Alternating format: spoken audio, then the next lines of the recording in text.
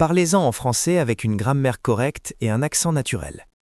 Rappelez-vous la dernière fois que nous avons parlé des pièges mortels? Ces villes qui deviennent des crématoriums dès que les camions cessent de rouler. Ces endroits où 8 millions de personnes affamées découvrent qu'il n'y a de la nourriture que pour 3 jours et assez de civilité pour environ 2. Los Angeles, Phoenix, Miami, Vegas. Ce sont de beaux endroits à visiter, mais des endroits terribles pour mourir de faim. Je vous ai montré où l'on meurt. Maintenant, parlons d'où l'on vit. Voici ce que la plupart des gens se trompent de manière catastrophique sur la survie. Ils imaginent une cabane dans les bois, juste eux, un fusil et un chien nommé quelque chose de robuste comme Diesel. Ils s'imaginent chasser le cerf chaque matin et filtrer l'eau du ruisseau à travers leur chemise en flanelle. Peut-être qu'il y a un coucher de soleil, peut-être un peu de guitare acoustique sur le porche. C'est romantique, cinématographique et historiquement stupide. Chaque donnée que nous possédons sur l'effondrement des civilisations raconte la même histoire. Les loups solitaires ne survivent pas, ils se font éliminer, ils tombent malades, ils manquent d'antibiotiques, de munitions ou d'espoir. L'animal humain est une créature de meute, et quand vous essayez de faire l'apocalypse en solo, vous ne jouez pas en mode difficile, vous jouez sans fichier de sauvegarde. Les communautés survivent, les réseaux survivent, les endroits où votre voisin connaît votre nom, connaît vos compétences, et a un intérêt direct à ce que vous ne mouriez pas parce que vous êtes le seul capable de réparer le générateur. Alors, nous sommes partis à la recherche. Pas de bunker, pas de cachette, pas de complexe fantaisiste où vous pouvez jouer au chef de guerre. Nous avons cherché de vraies villes américaines, des endroits qui existent en ce moment avec des économies fonctionnelles, des épiceries et des équipes de football de lycée. Des endroits qui possèdent également la géologie, les ressources, l'infrastructure et la culture nécessaires pour continuer à fonctionner quand tout le reste s'éteint. Nous en avons trouvé 10. 10 villes qui réussissent ce que nous appelons le test de la forteresse. 10 endroits où, si vous vous positionnez correctement, vous ne survivez pas seulement à l'effondrement, vous héritez de ce qui suit. Mais avant de vous donner cette liste, je dois vous donner quelque chose de plus précieux. Parce qu'une liste sans contexte n'est qu'une anecdote, et les anecdotes ne vous sauveront pas quand les lumières s'éteindront. Je vais vous apprendre comment nous avons évalué ces villes, la méthodologie exacte et les 3 couches que nous avons examinées, afin que vous puissiez auditer n'importe quel lieu, n'importe où, et savoir s'il s'agit d'une forteresse ou d'un cercueil. Voici l'audit de survie. Comment évaluer votre géographie? La plupart des gens pensent savoir ce qui rend un endroit sûr. Ils diront des choses comme un faible taux de criminalité, de bonnes écoles ou une belle vue sur les montagnes. Et bien sûr, ces choses sont charmantes quand Amazon livre en 2 jours et que la police répond en 10 minutes. Mais nous ne parlons pas de temps normaux, nous parlons d'une coupure permanente du réseau. Nous parlons du moment où appeler le 911 devient un souvenir nostalgique, comme les téléphones à cadran ou les logements abordables. Dans ce monde-là, les indicateurs changent complètement. Donc avant que je ne révèle la liste, vous devez savoir comment auditer une ville vous-même. Votre ville actuelle passe-t-elle ce que nous appelons le test de la forteresse à 3 couches? Parce que si ce n'est pas le cas, vous ne vivez pas dans une maison, vous vivez dans un piège avec de jolis rideaux. Parlez en français avec une grammaire correcte et un accent naturel. La première couche est le tampon cinétique. C'est le calcul le plus premier et le plus brutal. Lorsqu'une grande zone métropolitaine s'effondre, quand New York, Los Angeles ou Chicago manquent de nourriture, d'eau et d'espoir, que se passe-t-il? Vous savez ce qui se passe. Vous l'avez vu dans chaque film catastrophe, chaque livre d'histoire et chaque reportage de chaque État défaillant. Les gens bougent. 8 millions de personnes à New York, 3 jours de nourriture sur les étagères. Cela fait 24 millions de repas. Après cela, le calcul devient moche. Les gens ne s'assoient pas tranquillement en acceptant de mourir de faim. Ils montent dans leur voiture et ils conduisent. Ils conduisent vers tout ce qu'ils pensent pouvoir offrir de la nourriture, de l'eau ou un abri. Ils conduisent vers les petites villes, vers les fermes, vers vous. Ce n'est pas de l'alarmisme, c'est de la dynamique des fluides. Les gens coulent comme l'eau vers le chemin de moindre résistance. Donc, nous calculons le tampon cinétique. À quelle distance se trouve votre ville de la zone d'effondrement métropolitaine majeure la plus proche? Et plus important encore, une foule désespérée peut-elle vous atteindre avec un seul plein d'essence? La voiture américaine moyenne parcourt environ 350 à 400 miles avec un plein. C'est votre rayon de destruction. C'est le cercle de chaos qui s'étend à partir de chaque mégapole mourante. Si vous vivez à moins de 400 miles de New York, LA, Chicago, Houston ou Phoenix, vous êtes dans la zone de déflagration. Vous êtes sur le menu. Cela pourrait prendre quelques jours, cela pourrait prendre quelques semaines, mais finit par arriver la vague qui vous atteint. Les villes de notre liste se situent en dehors de ce rayon, bien au-delà. Elles se trouvent dans ce que nous appelons le quartier vide de l'Amérique, les endroits que la plupart des gens oublient jusqu'à ce qu'ils en aient besoin. La distance n'est pas glamour, mais la distance, c'est la survie. La deuxième couche est l'indépendance calorique. Voici une statistique qui va gâcher votre journée. La ville américaine moyenne dispose d'une réserve de nourriture de 3 jours. C'est tout, 3 jours. Tout ce que vous voyez sur chaque étagère d'épicerie dans toute votre zone métropolitaine serait consommé en 72 heures si les camions de ravitaillement cessaient de rouler. Et ils cesseront de rouler parce que le transport routier fonctionne au diesel, et le diesel dépend des raffineries. Et les raffineries fonctionnent à l'électricité. Et l'électricité dépend d'un réseau qui ne tient que par des prières et une maintenance différée. Quand le réseau tombe, les camions s'arrêtent. Quand les camions s'arrêtent, les étagères se vident. Quand les étagères se vident, vous avez environ 48 heures avant que les choses ne deviennent médiévales. Donc, nous calculons l'indépendance calorique. Votre région produit-elle plus de calories qu'elle n'en consomme? Si la chaîne d'approvisionnement s'effondre, votre ville peut-elle se nourrir elle-même? C'est pourquoi la plupart des villes côtières échouent immédiatement au test de la forteresse. San Francisco ne cultive pas de nourriture, elle commande de la nourriture. Elle a une densité de population de 18 000 habitants par mile carré et une production agricole d'environ 0. Comparez cela au cœur du pays, l'Iowa, le Kansas, le Nebraska, les endroits que les New-Yorkais survolent et oublient. Ces régions produisent assez de céréales pour nourrir des continents, littéralement des continents. Le surplus calorique est si massif que même dans un scénario de panne de réseau, même sans tracteurs et sans moissonneuses-batteuses, même en revenant aux charrues tirées par des chevaux et à la récolte à la main, il y aurait encore assez de nourriture. Mais les calories ne sont que la moitié de l'équation. On ne peut pas manger sans boire. Donc, nous calculons également l'accès à l'eau. Et pas n'importe quelle eau, l'eau alimentée par gravité, l'eau des aquifères, l'eau de source.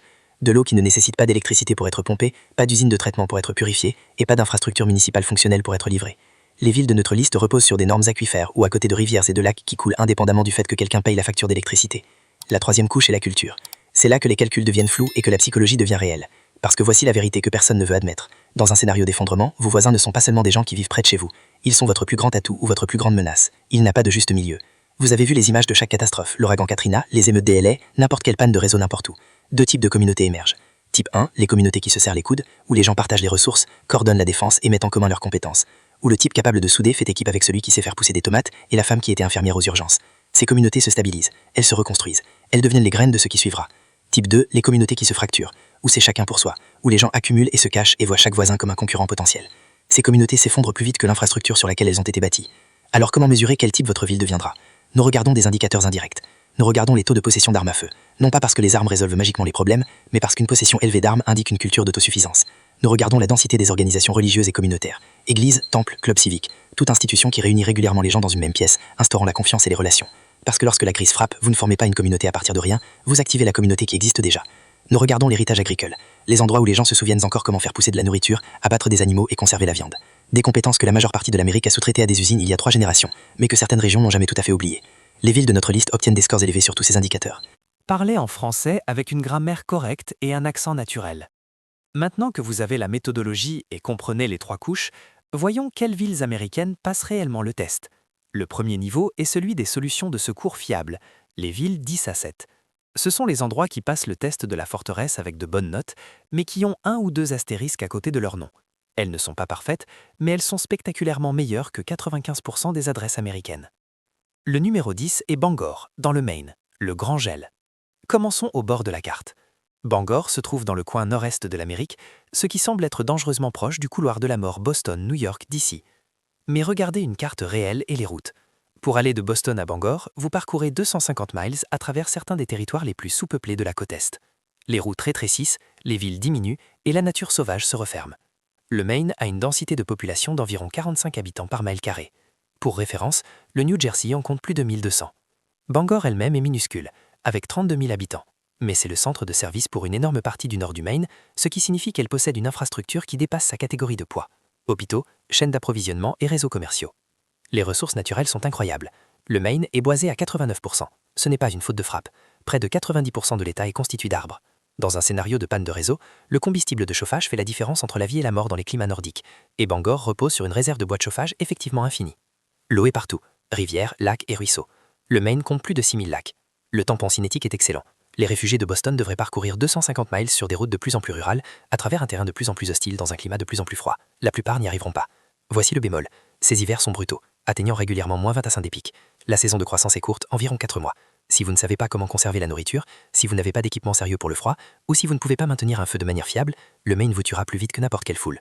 Pour les personnes ayant des compétences par temps froid, Bangor offre l'isolement, les ressources et une population qui pratique la vie en mode difficile depuis générations. Score B+. Le numéro 9 est Provo-Orem dans l'Utah, l'esprit de ruche. La plupart des analystes de survie se concentrent sur la géographie et ignorent la culture. Ils calculent les nappes phréatiques et oublient de calculer la confiance. Provo est le contre-exemple. La cohésion communautaire est si forte, si structurée et si profondément ancrée qu'elle devient un atout de survie plus précieux que n'importe quel aquifère. C'est le cœur du pays mormon. Et quels que soient vos sentiments personnels envers une religion particulière, la culture mormone de préparation est objectivement fascinante du point de vue de la survie. L'Église LDS dit à ses membres de maintenir une réserve de nourriture d'1 an depuis 1936. Cela fait presque 90 ans de pression institutionnelle vers la préparation domestique. La plupart des sous-sols de la région de Provo-Orem contiennent littéralement 12 mois de nourriture stockée, d'eau stockée et d'essentiels stockés. Réfléchissez à ce que cela signifie. Dans la plupart des villes américaines, 3 jours après l'arrêt des camions, les gens sont désespérés. À Provo, 3 jours après l'arrêt des camions, les gens piochent dans ce qu'il y a sur l'étagère du fond. Le seuil de panique est repoussé de plusieurs mois. Mais ce n'est pas seulement la nourriture stockée, c'est la structure sociale. L'église LDS fonctionne selon un système de paroisses, de petites unités géographiques de quelques centaines de familles, chacune avec une direction établie, des canaux de communication et des systèmes pour identifier et aider ceux qui sont dans le besoin. Quand la crise frappe, cette structure n'a pas besoin d'être inventée, elle s'active. Chaque membre connaît ses voisins. Chaque quartier dispose de ressources coordonnées. La géographie aide aussi. La chaîne de Wasatch offre une barrière naturelle à l'ouest, et le Grand Lac Salé offre un autre tampon loin de toute zone d'effondrement majeur. Le bémol, cette cohésion communautaire est étroitement liée à la participation religieuse. Si vous n'êtes pas LDS, vous ne faites pas automatiquement partie du réseau. Vous pouvez établir des relations, gagner la confiance et vous intégrer avec le temps. Mais vous n'obtenez pas accès instantané. Ce n'est pas une ville où l'on débarque au jour zéro. C'est une ville où l'on s'installe maintenant, où passe des années à construire des relations, et dont on récolte les fruits quand les choses tournent mal. Score A+, pour les membres du réseau, C pour ceux de l'extérieur. Le numéro 8 est Des Moines dans l'Iowa, le buffet infini. Parlons de l'atout de survie le plus sous-estimé d'Amérique, l'Iowa. Personne ne met l'Iowa sur Instagram, personne n'écrit de chansons sur le maïs, c'est plat, rural et ennuyeux. C'est aussi entouré d'assez de nourriture pour nourrir 100 millions de personnes. Des Moines se trouve au centre de la région agricole la plus productive de l'histoire humaine. Ce n'est pas une hyperbole. Le Midwest américain produit plus de calories par acre que n'importe quelle région agricole ayant jamais existé. Ici, la couche arabe se mesure en pieds, pas en pouces. Les précipitations sont fiables. Quand nous calculons l'indépendance calorique, Des Moines ne se contente pas de réussir, elle survole le test. L'Iowa produit à lui seul assez de maïs pour nourrir tout l'État pour des années. La majeure passive à l'éthanol et à l'aliment animal, redirigeant sa une fraction vers les humains, et le surplus calorique est stupéfiant. L'eau provient de la rivière Des Moines et la rivière Raccoon, ce qui est amplement suffisant. Le tampon cinétique est fort. Chicago est à 300 000, et l'itinéraire traverse l'Illinois rural vont de frapper l'Iowa encore plus rural. La culture est celle que l'on attend du pays agricole, autosuffisante, pratique et orientée vers la communauté comme les rurales être. Parce que quand votre voisin le plus proche est un 1000, vous apprenez à vous entraider. Le bémol est la météo. L'Iowa est chaud en été, froid en hiver, et la saison des tornades est une réalité. Mais voici ce que les gens oublient. Dans un scénario de panne de réseau, chaque compétence liée à l'agriculture, à la production et à la conservation des aliments devient infiniment plus précieuse que ce que vous faites actuellement. C'est l'endroit où ces compétences sont encore courantes. Si vous voulez garantir que vous ne mourrez jamais faim, installez-vous dans l'Iowa. Score B+. Le numéro 7 est Knoxville dans le Tennessee. La citadelle est Carrefour. La plupart des gens passent devant Knoxville en allant vers Nashville ou Atlanta. C'est leur erreur. Knoxville occupe l'une des positions géographiques les plus stratégiques de l'Est des États-Unis. C'est là que la rivière Tennessee rencontre les Appalaches et où les grands axes de transport se croisent. Parlons d'abord de l'eau. La rivière Tennessee est l'un des plus grands réseaux fluviaux d'Amérique. Dans un scénario de panne de réseau, cette rivière devient un réseau de transport qui ne nécessite pas d'essence. Les bateaux déplacent les fournitures et le commerce continue. La Tennessee Valley Authority a construit plus de 49 barrages dans cette région. C'est de l'énergie hydroélectrique qui continue de couler peu importe ce qui arrive aux centrales à charbon, au gazoduc. Quand le reste du pays s'éteint, le système de la TVA continue de produire. Les montagnes s'Appalaches offrent épargne naturelle et les mouvements massifs de réfugiés profonds de la côte est. Les routes à travers les montagnes sont étroites, sinueuses et facilement bloquables. Pendant cela, Knoxville a accès au surplus agricole de la vallée du Tennessee. Pas aussi massif que celui de l'Iowa, mais significatif. La culture est typique des Appalaches, autosuffisante, pratique et soudée comme les zones rurales doivent être. Parce que quand votre voisin le plus proche est un 1000, vous apprenez à vous entraider. Le bémol est la météo. L'Iowa est chaud en été, froid en hiver, et la saison des tornades est une réalité. Mais voici ce que les gens oublient. Dans un scénario de panne de réseau, chaque compétence liée à l'agriculture, à la production et à la conservation des aliments devient infiniment plus précieuse que ce que vous faites actuellement. C'est l'endroit aussi où ces tensions sont encore courantes. Si vous voulez garantir que vous ne mourrez jamais faim, installez-vous dans l'Iowa. Score B+. Le numéro 7 est Knoxville dans le Tennessee, la citadelle des Carrefours. La plupart des gens passent devant Knoxville en allant vers Nashville ou Atlanta. C'est leur erreur. Knoxville occupe l'un des positions géographiques les plus stratégiques de l'Est des États-Unis. C'est là que la rivière Tennessee rencontre les Appalaches et où les grands axes de transport se croisent. Parlons d'abord de l'eau. La rivière Tennessee est l'un des plus grands réseaux fluviaux d'Amérique. Dans un scénario de panne de réseau, cette rivière devient un réseau de transport qui ne nécessite pas d'essence. Les bateaux déplacent les fournitures et le commerce continue. La Tennessee Valley Authority a construit plus de 39 barrages dans cette région. C'est de l'énergie hydroélectrique qui continue de couler peu importe ce qui arrive au charbon, au gazoduc. Quand l'Est du pays s'éteint, le système de la TVA continue de produire. Les montagnes s'Appalaches offrent des barrières naturelles et les mouvements massifs de réfugiés provenant de la côte est. Les routes à travers sont étroites, sinueuses et facilement bloquables. Pendant cela, Knoxville a accès au surplus agricole de la vallée du Tennessee. Pas aussi massif que celui de l'Iowa, mais significatif. La culture est typique des Appalaches, autosuffisante, indépendante et soudée comme les zones rurales doivent être. Parce que quand votre voisin le plus proche est un 1000, vous apprenez à vous entraider. Le bémol est la météo. L'Iowa est chaud en été, froid en hiver, et la sirène des tornades est une réalité. Mais voici ce que les gens oublient. Dans un scénario de panne de réseau, chaque compétence liée à l'agriculture, à la production et à la conservation des aliments devient infiniment plus précieuse que vous faites actuellement. C'est l'endroit où ces compétences sont courantes. Si vous voulez garantir que vous ne mourrez jamais faim, installez-vous dans l'Iowa. Score B+. Le numéro 7 est Knoxville dans le Tennessee, la citadelle des Carrefours. La plupart des gens passent devant Knoxville en allant à Nashville ou Atlanta. C'est leur erreur. Knoxville occupe l'une des positions géographiques les plus stratégiques de l'Est des États-Unis. C'est là que la rivière Tennessee rencontre les Appalaches et les grands axes de transport se croisent. Parlons d'abord de l'eau. La rivière Tennessee est un réseau fluide d'Amérique. Dans un scénario de panne de réseau, cette rivière est un réseau de transport qui ne nécessite pas d'essence. Les bateaux déplacent les fournitures et le commerce continue. La Tennessee Valley Corsiva et son route. C'est de l'initiation qui continue par Corsiva au central charbon au gazoduc. Quand le reste du pays s'étend, le système de la TVA continue de produire. Les montagnes portatifs des barres dans le mouvement spécial par les stoïques. Les routes à travers les montagnes sont étroites, sinueuses et facilement bloquables. Pendant cela, Knoxville a accès sur rivière agricole avec Tennessee. Pas aussi massif facile pour une culture, mais significative. La culture est typique des Appalaches, autosuffisante, indépendante et soudée comme les zones rurales. Parce que quand votre voisin le plus proche est un 1000, vous apprenez à vous entraider. Le bémol est la météo. L'Iowa est chaud en été, froid en hiver, et la zone des tornades est une réalité. Mais voici ce que j'oublie. Dans un scénario de panne de réseau, chaque compétence liée à l'agriculture, à la production et à la conservation des aliments devient infiniment plus grosse que ce que vous faites actuellement. C'est l'endroit où ces compétences sont encore courantes. Si vous voulez garantir que moi je vais me faire, installez-vous dans l'Iowa. Score et plus. Le numéro 7 est Knoxville dans le Tennessee, la citadelle des Carrefours. La plupart des gens passent devant Nashville ou Atlanta. C'est leur erreur. Fouille et aussi accumuler des positions géographiques plus stratégiques de la base des années. C'est là que la rivière Tennessee rencontre les Appalaches et les grands axes de transport se croisent. Parlons d'abord de l'eau. La rivière Tennessee est un des grands réseaux fluviaux d'Amérique. Dans un scénario de panne de réseau, cette rivière devient un réseau de transport qui nécessite pas d'essence. Les bateaux déplacent les le commerce continue. La Tennessee Valley au Corsiva et sans bain. C'est de l'énergie hydroélectrique continue depuis. Pendant ce qui arrive sur un charbon et gazoduc. Quand le reste du pays s'éteint, le système de la TVA continue de produire. Les montagnes s'Appalaches offrent la barrière naturelle à l'amour pour faire chaque tête. Les routes à montagnes centrales et sont pendant cela, Knoxville a accès au flux avec le Tennessee. Pas aussi massif que celui-là, mais significatif. La culture typique des Appalaches, autosuffisante, indépendante et soudée comme une zone parce que quand votre voisin le plus proche est ami, vous venez à vous entraîner. Le bémol est la météo. L'Iowa est chaud en été, froid en hiver, et c'est monté par une réalité. Mais voici où ce que j'en vis. Dans un scénario de panne de réseau, chaque compétence liée à l'agriculture, à la production et à la conservation des aliments devrait avoir sur intellectuel. C'est votre conviction et votre confiance. Si vous voulez que je me faim, installez-vous dans l'Iowa. Score B+. Le numéro 7 est Knoxville dans le Tennessee, la citadelle des Carrefours. La plupart des gens passent devant Knoxville ou Atlanta. C'est leur erreur. Knoxville occupe une des positions géographiques les plus stratégiques de l'Est des C'est là que la rivière Tennessee rencontre les Appalaches et les grands axes de transport spécifiques. Parlons d'abord de l'eau. La rivière Tennessee est l'un des grands réseaux fluviaux d'Amérique. Dans un scénario de panne de réseau, des du réseau de fortune s'émettent. Les bateaux déplacent les frontières et le commerce continue. La Tennessee Valley au Corsiva et sans vite. C'est l'énergie hydroélectrique qui sont pour brosser le charbon au gazoduc. Quand le reste du pays s'éteint, le système de la TVA continue de produire. Les montagnes s'Appalaches offrent les barrières c'est argument de fait à la côte est. Les routes à montagne sont étroites, sinueuses et facilement bloquables. Pendant cela, Knoxville a accès au surplus agricole de la Tennessee. Pas aussi massif celui du et c'est significatif. La culture qui dépêche, autosuffisante, indépendante, et ce n'est qu'en maison réelle navette. Parce que comme votre rosine plus stable, vous aurez vos entrées. Le bémol est météo, UI été, front d'hiver, et la semaine dernière tu mérites. Mais c'est ce que j'ai oublié. Dans les scénarios de Canao, j'ai compétence et agriculture, agriculture et conservation des animaux. De l'infime plus c'est ce que jouer. C'est un trope, c'est compétition en courante. Si vous voulez garder que je me régime, enseignez-vous dans UI, score B+. Parlez-en en français avec une grammaire correcte et un accent naturel. Faisons une pause ici pour aborder l'illusion du bunker. Je sais ce que certains d'entre vous pensent. Pourquoi ne pas simplement acheter un bunker ? Pourquoi ne pas créer un complexe complet dans le désert ? Pourquoi s'embêter avec des villes ? Bonne question. Répondons-y directement. Un bunker n'est pas une stratégie de survie. Un bunker est un cercueil très coûteux. Oui, ils ont l'air impressionnants dans les brochures. Béton armé, système de filtration d'air, des années de nourriture stockée et une grande porte métallique qui empêche tout le monde d'entrer, sauf vous. Pour une crise de courte durée, un bunker peut être utile pour surmonter le chaos initial et attendre que la violence s'épuise. Mais voici ce que les vendeurs de bunkers ne vous disent pas. Vous ne pouvez pas cultiver de nourriture dans un bunker. La photosynthèse nécessite la lumière du soleil. Vous ne pouvez pas construire de communauté dans un bunker. Au moment où vous fermez cette porte, vous vous coupez de chaque relation, chaque compétence et chaque ressource qui existe à l'extérieur. Finalement, vous manquez de quelque chose. Et alors, soit vous ouvrez la porte, soit vous mourrez derrière elle. Vous ne pouvez pas faire de commerce depuis un bunker. Le commerce, c'est la survie. L'échange maintient les économies en vie et les communautés stables. Un bunker vous retire entièrement de ce réseau. Et les emplacements désertiques où la plupart des bunkers sont construits sont terribles pour la survie à long terme. Pas d'eau, pas de terres arables et des températures extrêmes. Ces 10 villes ne sont pas des bunkers. Ce sont des mini-économies fonctionnelles qui peuvent relancer la civilisation. Un bunker est une déclaration qui dit « Je crois que l'humanité est finie et je prolonge l'inévitable ». Une ville-forteresse est une déclaration qui dit « Je crois que l'humanité continue et je me positionne pour ce qui suit ». C'est votre choix, mais choisissez judicieusement. Le deuxième niveau est constitué des zones renforcées, les villes 6 à 4. Celles-ci ne se contentent pas de passer le test de la forteresse, elles le réussissent haut la main. Le numéro 6 est Casper, dans le Wyoming, le quartier vide. Parlons de la densité de population et de pourquoi le vide est magnifique. Casper compte environ 60 000 habitants. L'État entier du Wyoming en compte moins de 600 000. C'est moins de personnes dans tout l'État que dans un seul quartier de certaines grandes villes. La zone métropolitaine de Denver en compte à elle seule plus de 2,8 millions. Ce vide n'est pas un défaut, c'est la caractéristique principale. Le tampon cinétique ici se mesure en centaines de miles de rien absolu. Entre Casper et Denver s'étendent 300 miles de haute plaine, de montagnes et d'habitations clairsemées. Toute colonne de réfugiés tentant cette traversée ferait face à des problèmes de carburant, de météo et à un paysage qui n'offre rien en chemin. S'ils y parvenaient malgré tout, ils arriveraient dans une région où tout le monde se connaît. Les étrangers se remarquent immédiatement et la population locale est armée et indépendante depuis des générations. Mais Casper offre plus que l'isolement, elle offre l'énergie. Le Wyoming regorge de réserves d'énergie. Charbon, pétrole, gaz naturel et vent. L'État produit plus de charbon que n'importe quel autre pays. Dans un scénario de panne de réseau, Casper pourrait vraisemblablement s'auto-alimenter. L'eau provient de la rivière North Platte, pas abondante mais suffisante pour une petite population. Le bémol est le climat rude, hiver froid et été chaud. Mais cette même rudesse qui rend la terre impitoyable a façonné une population habituée à prendre soin d'elle-même. Score à moins. Le numéro 5 est Lubbock, au Texas, la République indépendante. Oubliez Houston, oubliez Dallas, oubliez Austin. Ce sont des pièces mortelles, trop grands, trop dépendants et trop proches du chaos.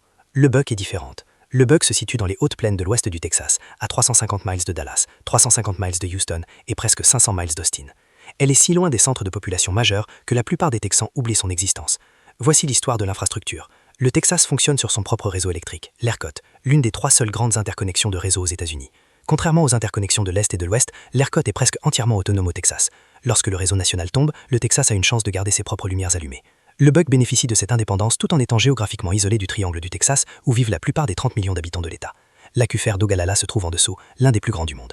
L'agriculture est massive, coton de l'ouest du Texas, élevage de bétail et culture de céréales. La culture est agressivement texane, autosuffisante et bien armée. Les communautés n'attendent pas l'aide du gouvernement. Le bémol, l'ouest du Texas est un territoire chaud et semi-aride, mais le semi-aride avec un aquifère en dessous l'emporte sur le tempéré sans aquifère. Score à moins. Le numéro 4 est Bismarck, dans le Dakota du Nord, la forteresse de la solitude.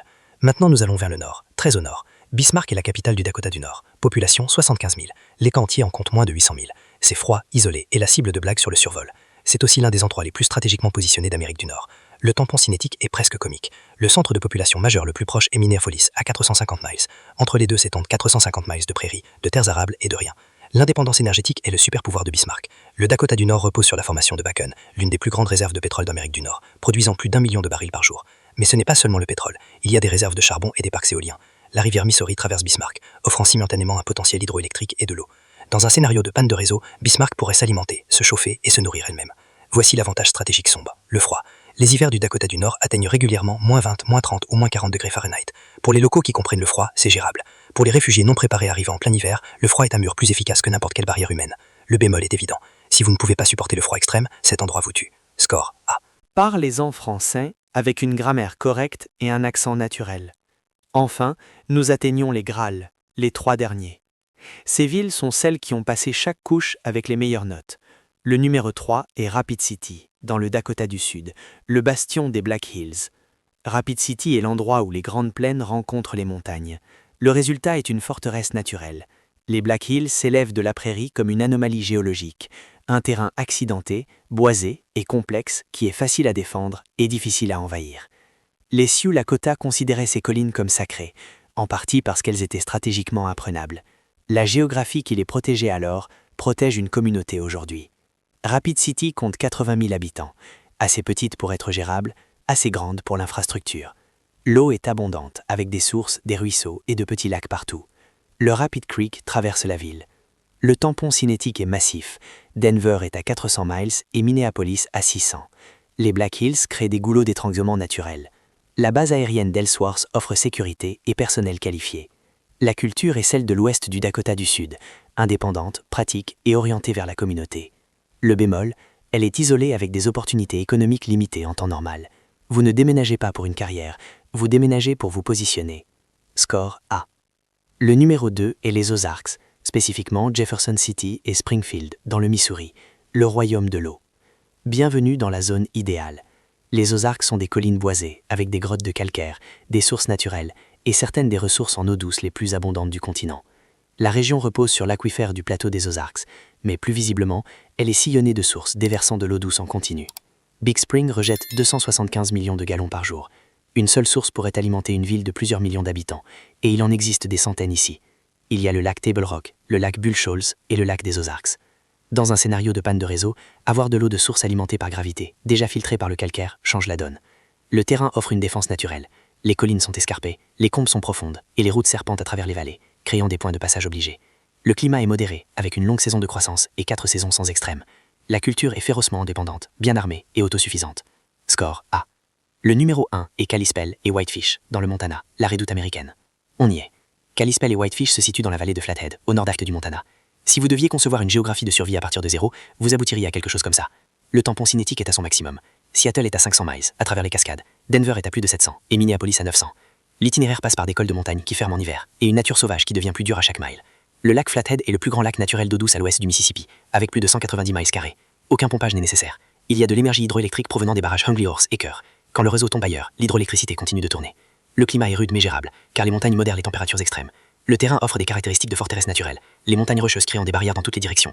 La vallée possède des points d'accès limités. L'agriculture est forte, avec le bétail, le blé et les vergers. La vallée possède plus de nourriture que sa population n'en requiert. La culture, la vallée de Flathead fait partie de ce que les survivalistes appellent la redoute américaine. Depuis des décennies, des personnes soucieuses de survie se sont délocalisées ici délibérément, bâtissant des communautés et des réseaux. Ce ne sont pas des preppers à hasard, c'est un mouvement avec des décennies d'histoire et de connaissances institutionnelles. Le résultat est une concentration d'individus orientés vers la survie plus élevée que presque n'importe où ailleurs en Amérique.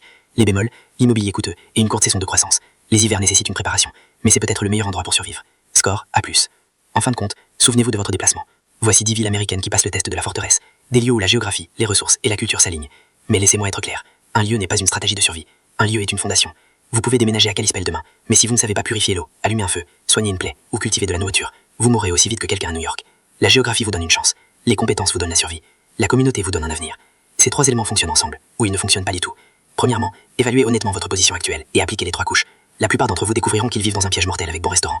Deuxièmement, si vous êtes dans un piège mortel, commencez à planifier votre sortie, pas en paniquant, mais en planifiant. Troisièmement, acquérez des compétences dès maintenant, cultivez de la nourriture, apprenez les soins médicaux de base et réparez des machines. Quatrièmement, bâtissez une communauté où que vous soyez. L'effondrement ne s'annoncera pas, ce sera une cascade. Au moment où la plupart des gens aviseront ce qui se passe, la fenêtre se fermera. Les gens qui survivent se positionnent avant la crise. 10 villes, 3 couches, une vie. Si cette analyse a changé votre regard sur la carte de votre propre jardin, n'hésitez pas à vous abonner et à aimer la chaîne. Nous cartographions les sanctuaires qui ne veulent pas que vous trouviez. Sécurisez votre périmètre. Le prochain plan de survie sera publié sous peu.